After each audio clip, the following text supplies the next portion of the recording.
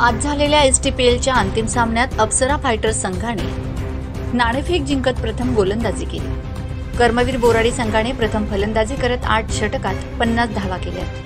अप्सरा fighters संघाचे कर्णधार प्रवीण मराठी यांनी चमकदार गोलंदाजी करत कर्मवीर बोराडी संघाची दयनीय अवस्था केली। त्यांना गौतम पानपाटील यांची उत्तम साथ लाभली। 51 धावांचे माफक असे आवाहन पेलण्यासाठी गौतम पानपाटील व प्रवीण मराठी यांनी सुरेख अशी सुरुवात केली। मात्र ठराविक अंतराने विकेट घेत कर्मवीर बोराडी संघाने काही अंशी सामना आपल्या बाजूने झुकवला। शेवटच्या 2 षटकात अनिश्चित असा खेळ वाटत असताना तुकाराम सरांनी 2 चौकार लावत सामना आपल्या बाजूने झुकवला। एकनाथ पाटील यांनी गोलंदाजी व फलंदाजी यात चांगली कामगिरी केली। अप्सरा फायटर्स संघाने एसटीपीएल 2025च्या पहिल्या पर्वाला गवसणी घालत चषकावर आपले नाव कोरले। संघमालक भीमराव आबा व शरद पाटील सर यांनी आपल्या संघाला भक्कम अशी साथ दिली। माझा खानदेश न्यूज ब्युरो शिरपूर।